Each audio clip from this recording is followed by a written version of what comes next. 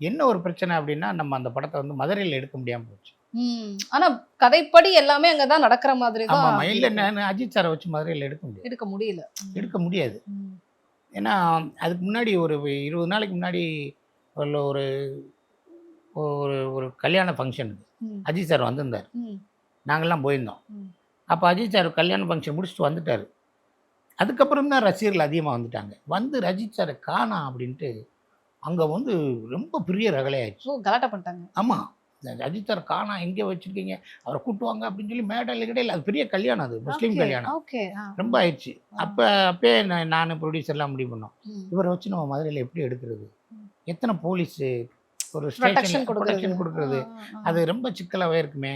அப்படின்னு சொல்லி, சரி ஓகே ஹைதராபாத்ல ஒரு சின்ன செட் மாரி போய் பண்ணிருவோம். அப்படின்னு சொல்லிட்டு தான் அங்க போனோம். அங்க போய் செட் போட்டீங்க. ஓகே. அது வந்து உங்க படத்துக்கு ப்ளஸ்ஸா இருந்ததுன்னு நினைக்கிறீங்களா சார்? இல்ல அதுவே இல்ல கொஞ்சம் விமர்சனத்துக்கு இல்ல உள்ளாச்சு. லைவ் லொகேஷன் தான் என்னைக்குமே ப்ளஸ்ஸா இருக்கும்.